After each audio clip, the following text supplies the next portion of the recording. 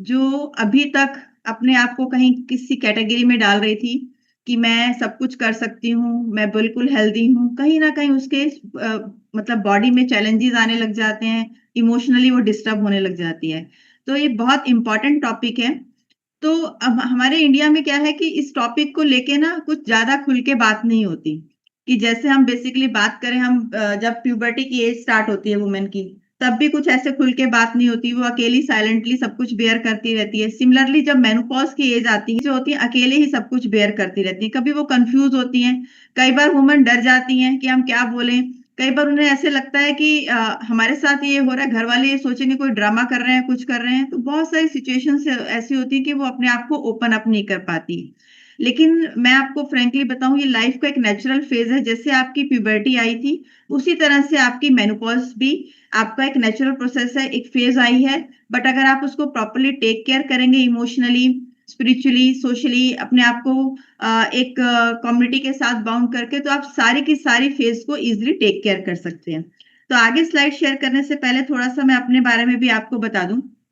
वैसे तो राखी जी ने गीता जी, बता ही ये दिया। आप फुल स्क्रीन कर लीजिएगा क्योंकि फुल अ, स्क्रीन नहीं है। फुल स्क्रीन नहीं आ रही। हम जो बात कर रहे हैं, मैं थोड़ा-सा पहले अपने बारे में बता दूँ। मैं गीता आंगरा हूँ, जैसे राखी जी ने बता ही दिया है कि मैं क्लिनिकल न्यूट्रिशनिस्ट और डायबिटिक एजुकेटर हूँ। मैंने अभी अपनी एक बुक लिखी है द मिडलाइफ हेल्थ रीसेट, जिसमें मैंने सारा यही प्यूबर्टी से लेके मेनोपॉज़ तक की जो फीमेल की जर्नी होती है उसको कवर किया है और वो कैसे टेक केयर कर सकती है। मेरी जो स्पेशलाइज़ेशन है बेसिकली वो गट हेल्थ में और हार्मोनल हेल्थ में है। इसके साथ-साथ मैंने बहुत सारे इंडिविजुअल्स को उनकी लाइफ को ट्रांसफ़ॉर्म करने में हेल्प की है, मेरे एमपीएस फ्रेमवर्क के थ्रू। और मैं एक लेट्स हील इंडिया का एक इम्पोर्टेंट इंटीग्रल पार्ट हूँ। और इसके अलावा मैंने जो क्वालिफ़िकेशन वाइज़ मैं अगर बात करूँ, मैं बीएससी, बीएड और जेएनआईटी हूँ और मैंने बहुत सारे इंटरनेशनली क्रेडिट डिप्लोमास किए हैं न्यूट्रिशन में, वेट लॉस में, डाइट प्लानिंग में, गट हेल्थ में। इसके अलावा मैंने जो है मैं फंक्शनल मेडिसिन प्रैक्टिशनर भी हूँ, डॉक्टर्स के का साथ काम करती हूँ और आयुर्वेदिक डाइट एंड न्यूट्रिशन में भी मैंने सर्टिफ़िकेशन की हुई है। और मैंने अपनी कम्युनिटी के साथ मिलके अप्रॉक्सिमेटली 2000 से ज़्यादा लोगों को हेल्प किया है उनके ओवरऑल वेल-बीइंग में। नॉट ओनली फीमेल्स, बाकी जो मेरी कम्युनिटी में है, मतलब टीनेज से लेके male, female and working professional सारे इंक्लूडेड होते हैं। तो ये छोटा-सा मेरा डिस्क्रिप्शन था। तो अब हम बात करते हैं कि हार्मोन्स की, हम जैसे हम मेनोपॉज़ के बारे में बात कर रहे थे। तो मेनोपॉज़ बेसिकली होता क्या है? देखो, जब आप इस एज में होते हो तो आपकी इस एज में जैसे मैंने बोला कि 45 से 55 इयर्स तक की जो एज होती है वो मेनोपॉज़ल एज होती है।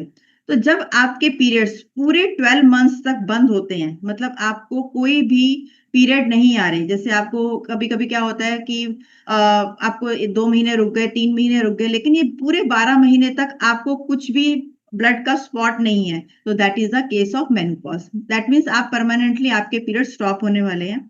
बट ये एक नेचुरल फेज़ है, डिज़ीज़ नहीं है, ये आपको उसको टेक केयर करके चलना है। जब हम बात करते हैं कि ये मेनोपॉज़ हो कैसे जाता है? देखो, क्या है कि हमारी बॉडी में ना, हमारे फीमेल बॉडी में सबसे मेन जो इम्पोर्टेंट रिप्रोडक्टिव ऑर्गन है वो क्या है? ओवरीज़ है।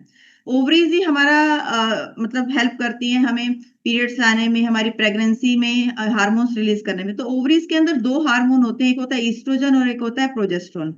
अगर ये दोनों हार्मोन्स कहीं डिस्टर्बेंस स्टार्ट हो जाए, तो उस केस में हमारा जो होता है मतलब हमारी जो पीरियड साइकिल होती है डिस्टर्ब होने लग जाती है। बट मेनोपॉज़ एज में क्या है, ये बिल्कुल ही ड्रॉप डाउन हो जाते हैं दोनों हार्मोन और हमारी जो पीरियड की साइकिल है वो स्टॉप हो जाती है। लेकिन एकदम ऐसा नहीं होता। जैसे मैंने बोला है कि आपको 45 से 55 इयर्स तक की एज की बात हो रही है। तो ये एक स्टेजेस में चलता है जो मेनोपॉज़ होता है। एक स्टेज होती है पेरीमेनोपॉज़, दूसरी मेनोपॉज़ और तीसरी होती है आपकी पोस्ट मेनोपॉज़। पेरीमेनोपॉज़ का एज क्या है, कि आपके पीरियड्स ना इरेगुलर होने लग जाएँगे। जैसे कभी आपको 1 महीने प्रॉपरली आए, 2 महीने नहीं आए, फिर कोई कभी स्पॉट लग गया, इस तरह की जो एज होती है। तो वो स्टार्टिंग फेज़ होती है और इस टाइम पे जो फेमिनिन बॉडी होती है वो बहुत सारे चैलेंजेस को बियर करती है, वो हम आगे बात करेंगे। मेनोपॉज़ क्या होता है, जब आपके पीरियड्स पूरे 12 मंथ्स के लिए स्टॉप हो गए। और पोस्ट मेनोपॉज़ क्या है कि जब आपके पीरियड्स स्टॉप हो गए उसके बाद आपकी बॉडी में एस्ट्रोजन और प्रोजेस्टेरोन जो फेमिनिन हार्मोन्स हैं, जो आपको टेक केयर कर रहे हैं, वो अब काम करना बंद कर रहे हैं या बहुत ही रिड्यूस हो गए हैं। तो वो टाइम जो होता है वो एक्स्ट्रा केयर का टाइम होता है। अगर आप अपनी बॉडी को उस समय संभाल लेते हैं, क्योंकि आपका मसल मास लॉस होने लग जाता है, आपकी एंजाइटी आपकी बॉडी में ज्यादा रहती है, आप इमोशनली वीक होने लग जाते हैं। तो अगर आप उस टाइम पे अपने डाइटरी पैटर्न को ध्यान रखें, या आप एक्सरसाइज को ध्यान रखें, जैसे आपकी हमारी कम्युनिटी में आपकी एक्सरसाइज को एक इम्पॉर्टेंट रोल दिया जा रहा है, और अपने न्यूट्रिशन पैटर्न को ध्यान रखें, तो आप पोस्ट मेनोपॉजल जर्नी को भी इजिली टेक केयर कर सकते हैं। अब क्या होता है कि कुछ ना कुछ सिम्पटम्स होते हैं जब आप इस एज में होते हैं। सिम्पटम्स क्या होते हैं? अब देखो, हर बॉडी अलग है, सारी बॉडी सेम नहीं है, सारी फीमेल सेम नहीं है।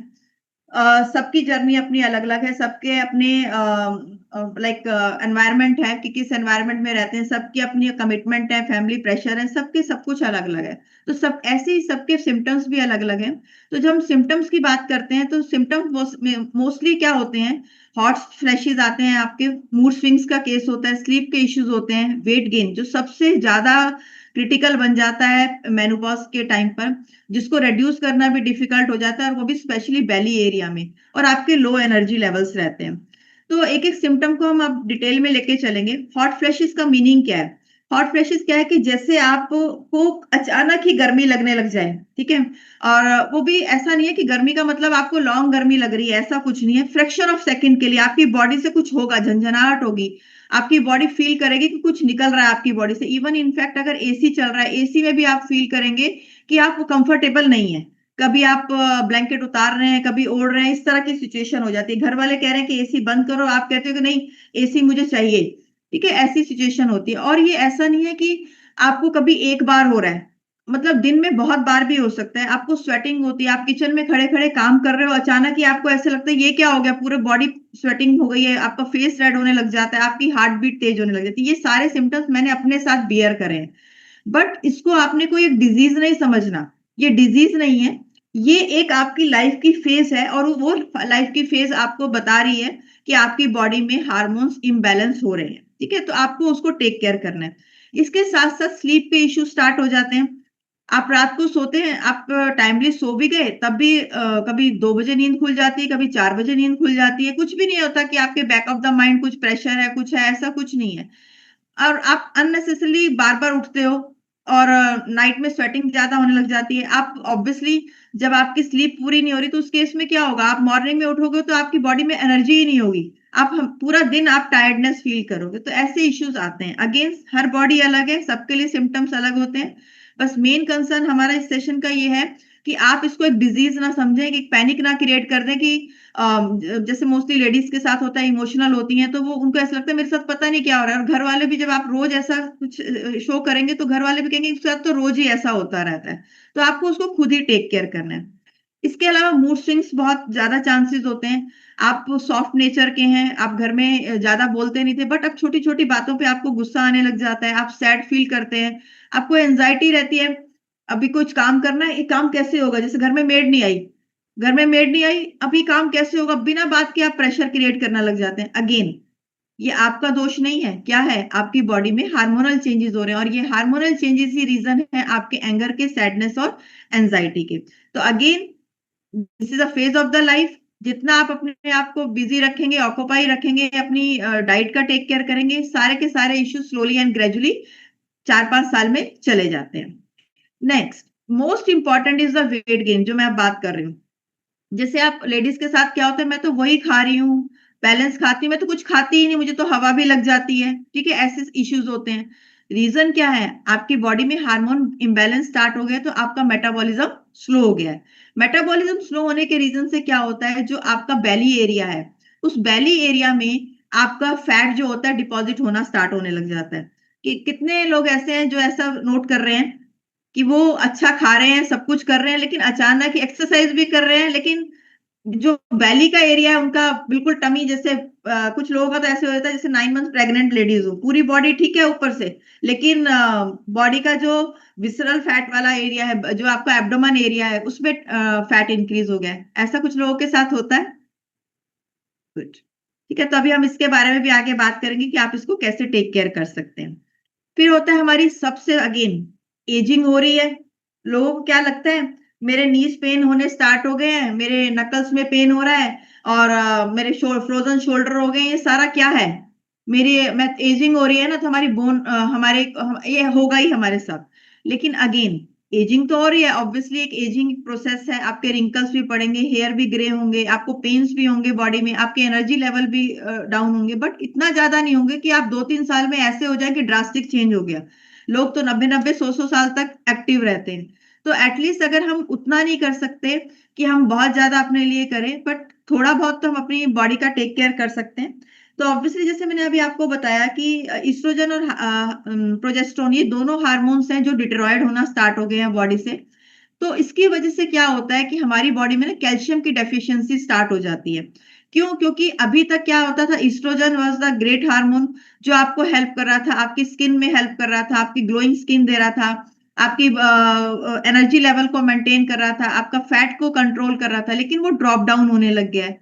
अब वो ड्रॉप डाउन होने की वजह से जो कैल्शियम रिक्वायर्ड था ना, वो आपकी बोन से ही लीच आउट होने लग जाता है। तो बोन से जब लीच आउट हो रहा है, विटामिन डी ऑलरेडी आपका लो होने लग जाता है, तो बोन्स की स्ट्रेंथ क्या हो जाती है? वीक हो जाती है, बोन डेंसिटी वीक हो जाती है। बोन डेंसिटी वीक होने की वजह से आपको बोन्स के चैलेंजेस स्टार्ट हो जाते हैं, चाहे वो नी के पेन हो, चाहे वो आपके एल्बो में पेन है, फ्रोजन शोल्डर के भी, इवन नकल्स वगैरह ये सब है। आटा गूंदने में आपको प्रॉब्लम होती है, स्टेजेस मैंने फेस की हुई है।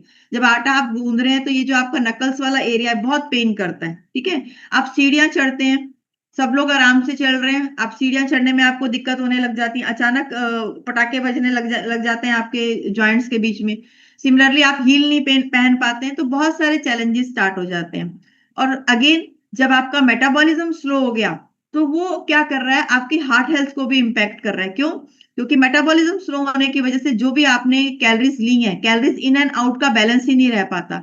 तो जो एक्स्ट्रा फैट होता है वो आपके आर्टरीज में डिपॉजिट होने लग जाता है, आपके कोलेस्ट्रॉल के जो चांसेस होते हैं वो बढ़ने लग जाते हैं, बीपी बढ़ जाता है, फिर आपको ऐसे लगता है मेरी हेल्थ डिटेरियोरेट हो रही है। ठीक है? तो अगेन क्या है? हार्मोनल चेंजेस है। ठीक है? तो ये आपको ध्यान रखना है। अब क्या है कि हमने ये तो बोल दिया कि हार्मोनल चेंजेस हो रहे हैं, तो ऑब्वियसली हमने क्या ध्यान रखना है अपने एक्सरसाइज पे ध्यान रखना है। और एक्सरसाइज में भी आपको एक बहुत इंपॉर्टेंट बात ध्यान रखनी है कि सिर्फ वॉकिंग करने से काम नहीं चलेगा इस एज में। आपको स्ट्रेंथन एक्सरसाइज पे भी ध्यान देना है, क्योंकि जितनी आप मसल्स को अपनी स्ट्रांग रखेंगे उतनी ही आपकी जो जर्नी होगी वो इजी होगी। क्योंकि ईस्ट्रोजन हार्मोन जो है वो ड्रॉप होने की वजह से सबसे ज्यादा इंपैक्ट यही आता है कि आपके मसल लॉस होने लग जाता है। वेइंग स्केल पे तो आपको अपना वेट कम लगने लग जाएगा, ठीक है? बढ़ेगा नहीं तो कम भी लगने जाएगा। फैट डिपॉजिट नहीं हुआ है, आप वॉकिंग करते जा रहे हैं, तो वेइंग स्केल पे कम लगेगा, लेकिन मसल मास आपका डिक्रीज होने लग जाएगा, and that is the most dangerous thing. क्योंकि जितना आपका मसल मास कम होगा, उतनी ही आपको प्रॉब्लम इश्यू क्रिएट होने लग जाएंगे। तो आपको फूड आइटम्स क्या इंक्लूड करने हैं, आप बड़े ध्यान से देखिएगा।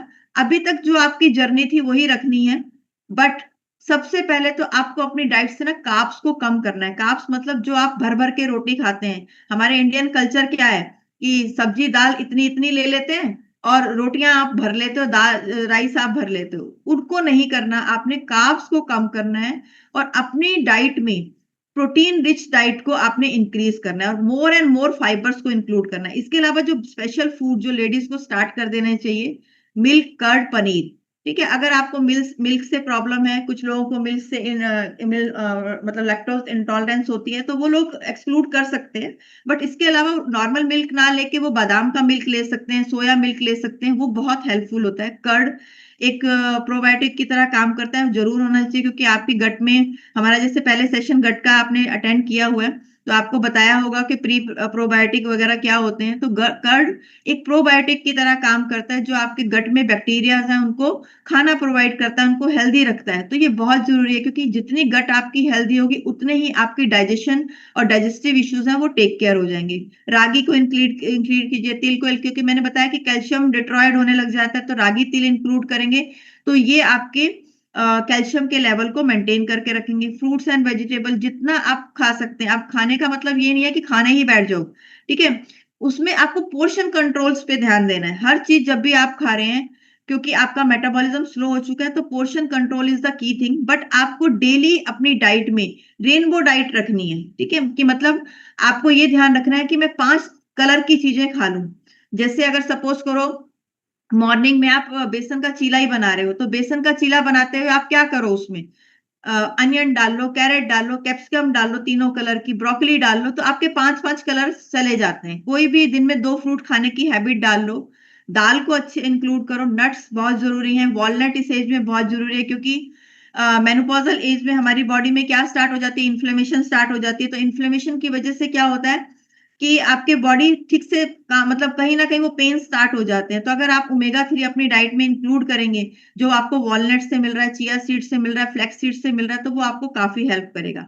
न्यूट्रिएंट्स की बात कर रहे हैं, तो जैसे अभी हमने बात करी है, कैल्शियम डिट्रॉयड होने लग गया है। विटामिन डी आपका नहीं होगा तो ऑब्वियसली कैल्शियम की एब्जॉर्प्शन नहीं होगी। प्रोटीन को आपको इंक्लूड करना है। एनर्जी लेवल आपके लो होने लग जाते हैं, तो iron plays an important role.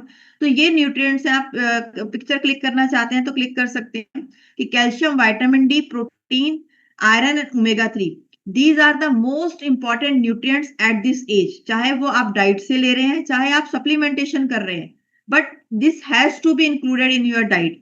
क्योंकि अगर ये आपके नहीं होंगे तो कहीं ना कहीं आप चैलेंजेस फेस करेंगे ही, चाहे लो एनर्जी लेवल के हों, ठीक है, चाहे आपको सुबह उठने में प्रॉब्लम हो रही है, आप जितना काम कर पाते थे नहीं कर पा रहे, आपको एंजाइटी हो रही है, आपको इरिटेशन रहती है, अगर ये न्यूट्रिएंट आपकी डाइट में होंगे इस एज में, तो आपको जो सफरिंग होगी वो कम होगी। होगी तो सही, ऑब्वियसली एक फेज है, होगी तो सही, लेकिन जो काम 100 में होना था अगर वो 10 तक रह जाए, तो आपकी जो चीजें हैं वो इजिली हैंडल हो जाती हैं। ठीक है, तो आप लेना चाहते हैं तो इसकी आप पिक्चर क्लिक कर सकते हैं। क्या फूड अवॉइड करने हैं? शुगर आपने अवॉइड करनी है। अब शुगर अवॉइड करने की मतलब ये नहीं है कि हम व्हाइट शुगर की बात कर रहे हैं, ठीक है। बहुत सारी चीजें होती हैं, जैसे अगर मैं बात करूं, जैसे आप कुछ भी मार्केट से लेके आ रहे हैं, कुछ पैकेज फूड भी लेके आ रहे हैं, ठीक है, उन पैकेज फूड में आप लिखा होता है शुगर फ्री, ठीक है, बट वो एक्चुअली में शुगर फ्री नहीं होता। और कुछ लोग प्रोटीन एज ए सप्लीमेंट लेते हैं, उन सप्लीमेंट्स में भी वो वनीला फ्लेवर लेंगे, हम चॉकलेट फ्लेवर लेंगे, तो फ्लेवर्ड चीजें कैसे बन रही हैं? वो शुगर को इम्पार्ट करके ही बन रही हैं। तो आपको शुगर को अवॉइड करना है। जितना आप शुगर अवॉइड करेंगे उतना ही बेटर रहेगा। अगर आप चाय भी ले रहे हैं तो चाय में भी आप शुगर छोड़ सकते हैं तो बेस्ट है। नहीं होते तो आप कुछ भी जैसे शुगर के आते हैं, कुछ टैबलेट्स आती हैं, अभी मुझे नाम याद नहीं आ रहा उसका, तो आप वो इंक्लूड कर सकते हैं, बट बेटर है विदाउट शुगर आप स्टार्ट कीजिए। जंक फूड को इंक्लूड आपने अवॉइड करना है। जितना आप जंक फूड, जैसे बाहर की आप बात कर रहे हैं, आप समोसा खा लिया, मोमोज खा लिए, चाउमीन खा ली, तो ये जंक फूड को एक्सक्लूड कीजिए। क्योंकि जितना जंक फूड आप खाएंगे तो पाम ऑयल जा रहा है, सॉल्ट उनमें बहुत ज्यादा होता है, वो सारी की सारी चीजें आपको खराब करते हैं। कोल्ड ड्रिंक्स मत लीजिए, एक्सेस टी कॉफी को अवॉइड कीजिए। और एक बात और छोटी, सबसे अच्छा रहता है आपके आपके लिए भी और आपकी पूरी फैमिली के लिए भी, कि आप लेबल रीडिंग की हैबिट डालिए। जब आप मार्केट से कुछ भी लेके आ रहे हैं तो उसके पीछे कुछ इंग्रेडिएंट्स लिखे होते हैं कि इस पैकेट में क्या इंग्रेडिएंट है। 100 ग्राम के हिसाब से होते हैं, कितनी सर्विंग में क्या आपको मिलेगा। तो टॉप टू बॉटम जाइए आप। टॉप में सारे इंग्रेडिएंट हायर लेवल में होते हैं, बॉटम में नीचे होते हैं। तो अगर आप कुछ प्रोटीन भी लेके आ रहे हैं, तो उसमें आप देख सकते हैं कि प्रोटीन की एक्चुअल क्वांटिटी कितनी है।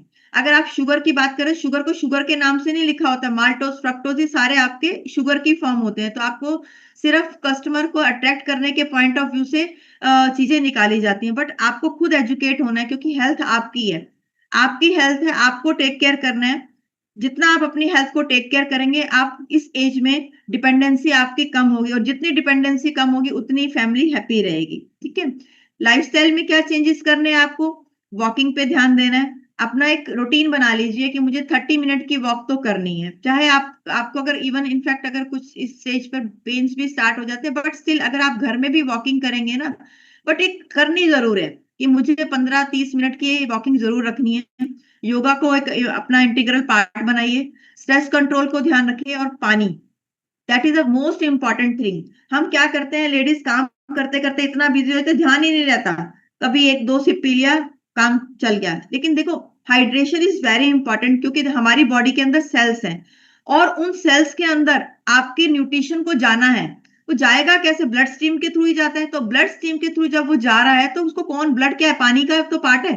तो पानी आपकी बॉडी में जब अच्छा होगा तो हर सेल तक खाना पहुंचेगा, और हर सेल तक खाना पहुंचेगा तो आपको उसकी न्यूट्रिटिव वैल्यू होगी, वो आपको प्रॉपर मिलेगी। तो hydration plays an important role. 2.5 से 3 लीटर पानी पीने की हैबिट डालिए ही डालिए।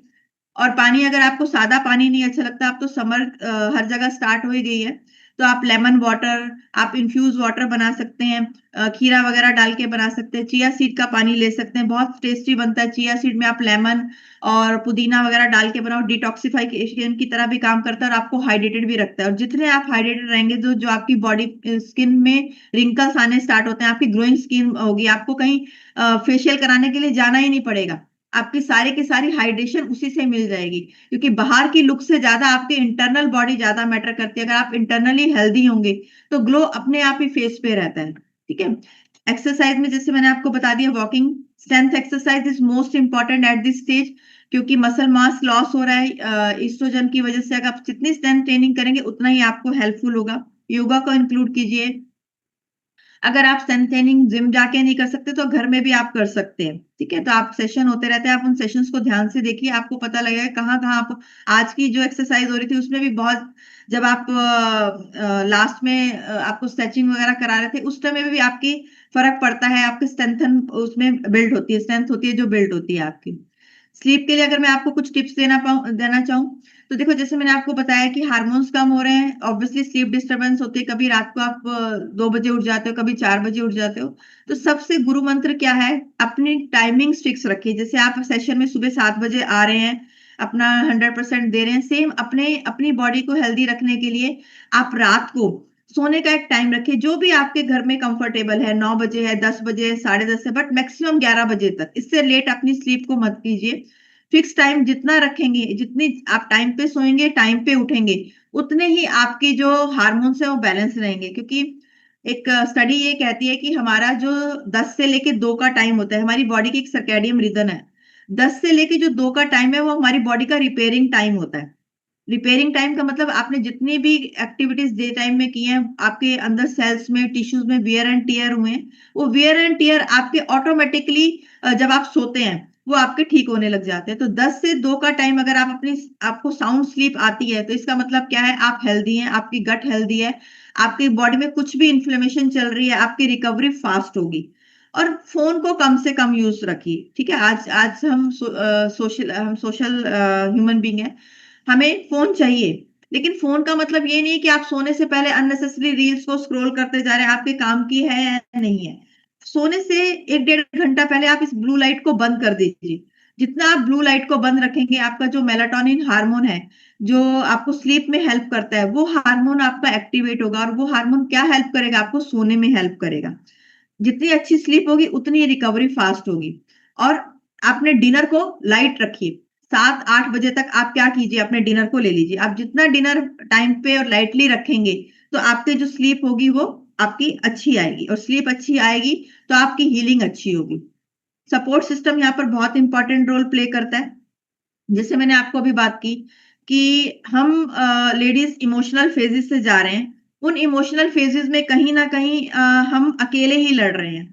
तो इस टाइम पे अगर हमारी इस इमोशनल सपोर्ट को टेक करने के लिए हमारी फैमिली हमारा साथ देने लग जाए, वो समझने लग जाए कि ये जेन्युइन इशू है, थोड़ा थोड़ा घर के हर लोग हमारे कामों में हेल्प करना स्टार्ट कर दें। हमारे कुछ अगर आज हमारा मन नहीं है, ऐसा भी होता है कि हमारा मन नहीं है, तो कोई बात नहीं, आज मन नहीं है, हम बाहर से खा लेंगे, बाहर से नहीं खा सकते तो हम बना लेंगे। तो ये छोटे-छोटे सपोर्ट सिस्टम जो होते हैं, एक लेडी को इस फेज़ से बाहर लाने में बहुत हेल्प करते हैं।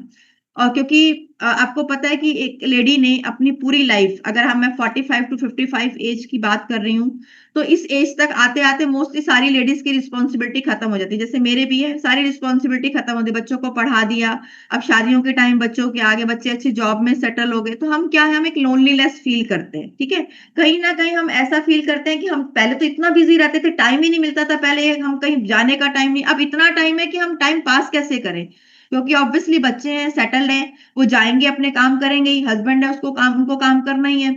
ठीक है। तो और हम इतने हैबिचुअल हो चुके होते हैं उन हैबिट्स के, कि हमें एक आदत पड़ चुकी होती है अपने आप को, मुझे सुबह उठना है, मुझे इसका खाना पैक करना है, उसका करना है, मुझे उसका ध्यान रखना है, कपड़े धोने हैं, बहुत सारे कामों में हम लगे रहते हैं। बट इस टाइम पे हम आके एकदम से क्या होते हैं, हर चीज से मतलब लाइट होना स्टार्ट हो जाता है, लेकिन हमारी बॉडी साथ नहीं दे रही है। तो इस टाइम पे फैमिली का बहुत रोल, इंपॉर्टेंट रोल होता है, कि वो एक लेडी को कैसे सपोर्ट कर सकती है, कि वो जो चैलेंजेस फेस कर रही है उसको समझे, उसको ड्रामा ड्रामा सॉर्ट ऑफ ना लें कि हम ये तो इसके रोज की आदत बन गई, क्योंकि ये 4-5 साल का फेज होता है, ये कोई एक दिन का नहीं है। मेनोपॉज जब आपको आता है 4-5 साल लगते हैं उन हार्मोन्स को डिट्रॉयड होने में और आपको उस फेज तक आने में। तो 4-5 साल अगर आप रोज कहेंगे मेरे से ये नहीं हो रहा, वो नहीं हो रहा, तो फैमिली क्या सोचेगी, ये तो ड्रामा कर रही है। पहले के ज़माने में ऐसा होता था, लेकिन अब इतनी अवेयरनेस हो गई है, लेडीज़ को भी अवेयरनेस है और जो मेल्स हैं, अगर इस सेशन में मेल्स भी हैं, उन मेल्स के लिए भी ये है कि इस फेज़ पे हर किसी को फैमिली में सपोर्ट होना चाहिए। Earning is a another issue, but इस टाइम पे घर के कामों में भी सपोर्ट सिस्टम, ताकि वो इमोशनली स्ट्रॉन्ग फील करे लेडी, ठीक है? और हाँ, एक और बात कि अगर कुछ सिम्पटम्स ऐसे हैं, जैसे मैंने आपको बताया कि मेनोपॉज़ तो क्या हो गया कि आपका बिल्कुल ब्लीडिंग बंद हो गई, लेकिन पेरीमेनोपॉज़ स्टेज में क्या होता है कभी-कभी हमारा जो होता है ना, ब्लीडिंग की साइकिल्स ना डिस्टर्ब हो जाती हैं, कभी-कभी बहुत ज़्यादा ब्लीडिंग होने लग जाती है, तो उसपे आप कुछ आर-एन-डी ज़्यादा मत करो, ठीक है? डाइट तो आपको लेनी है जैसे मैंने आपको बताया है, उस समय डॉक्टर को ज़रूर विज़िट करो, ठीक है? कि अगर आपकी बहुत ज़्यादा स्लीप डिस्टर्बेंस हो रही है, जैसे मेरे पास एक क्लाइंट है, उनको पूरी रात नींद नहीं आती। मतलब उनको सारे करके देख लिया, मतलब ऐसा भी नहीं है कि फ़ोन पे बिज़ी रहती है, बट उनकी बॉडी में इतने ज़्यादा हार्मोन के चैलेंजेज़ हैं कि वो सो ही नहीं पा रही। वो रहती भी अकेली हैं, तो बैक ऑफ द माइंड कुछ ना कुछ थिंकिंग चलती भी रहती होगी। तो इस टाइम पे अगर आप बहुत ज़्यादा डिस्टर्ब हैं, तो you have to go to the doctor also, ठीक है? अगर आपको डॉक्टर को दिखाना है, रेगुलर चेकअप कराना बहुत ज़रूरी है। एक हैबिट बना लो कि 6 और 8 महीने में आप अपना ब्लड टेस्ट ज़रूर कराएँगे, कि आप देखेंगे कि आपकी बॉडी में क्या-क्या पैरामीटर डिस्टर्ब हो रहे हैं, क्योंकि मोस्टली इस एज में विटामिन डी, विटामिन बी12 और आयरन, ये दिन तीनों चीज़ें तो आपकी डिस्टर्ब रहेंगी ही रहेंगी। और जो लोग नॉन वेजिटेरियन नहीं है, उनके तो विटामिन बी12 बहुत ज़्यादा कम होने लग जाता है, तो एनर्जी लेवल डिट्रॉयड होने लग जाते हैं। तो अपनी डाइट को एक बैलेंस डाइट रखने के लिए आपको अपने ब्लड के पैरामीटर्स को रीड करना आप ज़रूरी बहुत मतलब एसेंशियल है। मेरे ख्याल से कल हमारा जो सेशन हुआ था, इसी के बारे में हुआ था कि ब्लड रिपोर्ट से आप कैसे अपनी हेल्थ के चैलेंजेस को देख सकते हैं। तो हेल्थ के चैलेंज आप जितनी जल्दी देखेंगे, अपनी डाइट में उन चीज़ों को इंक्लूड करना स्टार्ट कीजिए। नहीं हो पा रहा तो सप्लीमेंटेशन कर लीजिए, कोई इश्यू नहीं है, ठीक है? और अपने को प्रॉपर्ली टेक केयर कीजिए। तो फाइनल मैसेज मैं आपको लेडीज़ को यही देना चाहूँगी कि आप ये ध्यान रखो कि मेनोपॉज़ जो है ना, लाइफ का एंड नहीं है। ये एक न्यू बिगिनिंग है। आप सही डाइट, एक्सरसाइज़ और स्लीप और पॉज़िटिव माइंडसेट के साथ अपनी हेल्थ को टेक केयर कर सकती हैं, क्योंकि हर वुमन की मेनोपॉज़ का अगर अवेयरनेस होगी, ठीक है? तो अवेयरनेस होगी तो ऑटोमैटिकली वो सारे पैरामीटर्स को टेक केयर करने लगेंगी। और होपफुली जो मैंने आज की प्रेज़ेंटेशन दी है, मैं कुछ वैल्यू ऐड कर पाई होंगी। और thank you so much for listening me. अगर आप